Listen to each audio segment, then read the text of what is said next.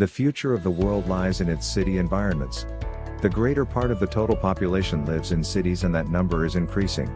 This speedy inflow people make possibility, yet it additionally makes difficulties. Creating manageable human spaces in the world's ever-expanding cities is a challenge facing governments throughout the globe. In this video, we will talk about the future cities and the advancements made in these cities. Thumbs up for the video, and if you're new here, just subscribe to the channel and press the bell icon and turn on all notifications to get more amazing videos. The Masdar City, a modern eco-city project close to Abu Dhabi and a couple of kilometers from the Abu Dhabi International Airport, in the United Arab Emirates.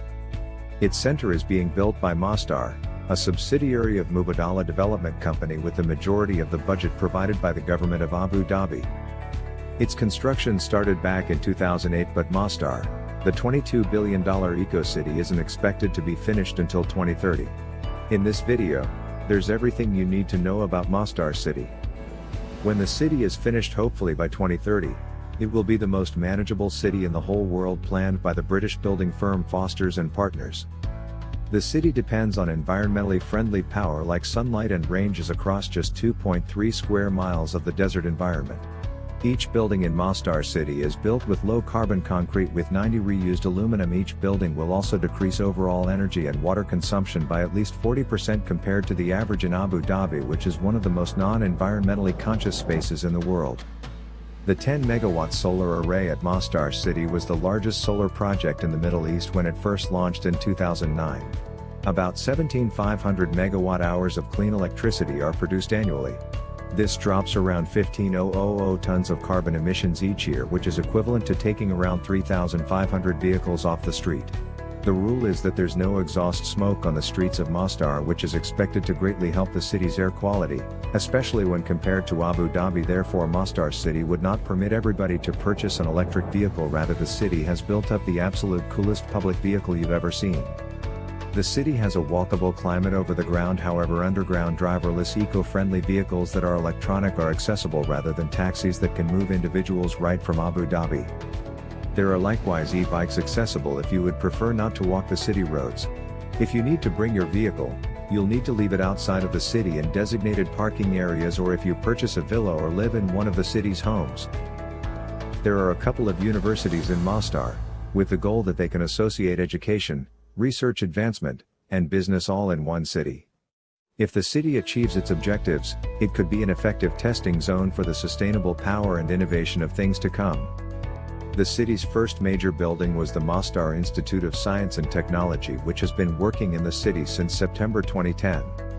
It has also the world's first university for artificial intelligence, the Mohammed bin Zayed University of Artificial Intelligence, a graduate-level research institution. The city has likewise 900 square meter knowledge center, which opens up to the Masdar City campus of the Khalifa University of Science and Technology. The knowledge center is home to the campus library and has a very distinct roof that provides shade, manages the sunlight, and serves to limit how much cooling the building needs to keep its students from overheating. Crypto labs are another of the city's greatest draws for curious youthful personalities. The city has a shopping center called My City Center Masdar. The 18,500 square meter ground floor has 50 shops, the majority of which areas have now opened. However, once finished and once Masdar has a lot greater populace, this shopping center will be the commercial draw of the city, since it's found right at its heart. It's likewise Abu Dhabi's most manageable shopping center. In Masdar, the coolest of the city's residential options is likely the 405 square meter eco villas that they're willing to make for those interested in moving to the eco-city. These manageable villas use around 72% less energy and 35% less water, contrasted with similar villas in Abu Dhabi. The cost of construction is like that of a conventional home of a similar size, which comes to around $200,000 for a home completely furnished with 87 roof solar panels. 4-room property can supply as much as 40,000 kilowatts of power to the city's national grid for an apartment. The city also offers a few residences, especially for students. The Leonardo residences were completed in 2018 and offer 170 residential units. If Masdar is successful, it might be the first eco-city of many, which could be an important step forward in improving the state of our planet. Singapore is a city-state with about 5.6 million inhabitants. Singapore is known for its perfect roads and its advanced and tall buildings. It makes every effort to ensure that the streets and roads are constantly kept clean, bypassing some severe laws. In this video, we will see some unbelievable technologies used in Singapore. All these improvements significantly expanded the impression of Singapore, however that all was planned in light of the requirements of its residents. Singapore's HDB, Housing and Development Board, has constructed 1 million flats, making perhaps one of the most successful public housing programs in the world. HDB is now looking for high-tech innovative solutions to not only provide enough living spaces for Singapore citizens but also provide improved quality of life for quite a long time to come. Singapore's Urban Redevelopment Authority is responsible for identifying the future necessities of all Singapore's land. It's the sort of challenge that attracts the courageous and the curious. Making land from nothing. This process is known as land reclamation. Since independence in 1965, Singapore has utilized reclamation to increase its property mass by about 23%. One of the most striking instances of this is Singapore's Marina Bay, an immense engineering project that has been a very long time really taking shape. To make the non-stop Marina Bay model that works, you required a framework in land-scarce Singapore that implied going underground, utilizing precision-designed layers of essential services including water and electrical passages, walker and business spaces, transportation foundation like roadways and subways, and even telecommunications superhighways. These hidden underground systems have been designed to meet the needs of Singapore for the next 50 years. Skyways is Airbus's project that is exploring the cargo delivery with drones project. The drone that we're utilizing is entirely modified, fully designed by our team in Singapore to guarantee the greatest security in the air. The drones have multiple aerospace-grade navigation systems so that if one system malfunctions you can rely on others to travel to its objective. The packages that we can deliver by design today are as much as 4 kilograms. What we understand is that 4 kilograms would cover perhaps about 80 to 85% of all the packages that are done today.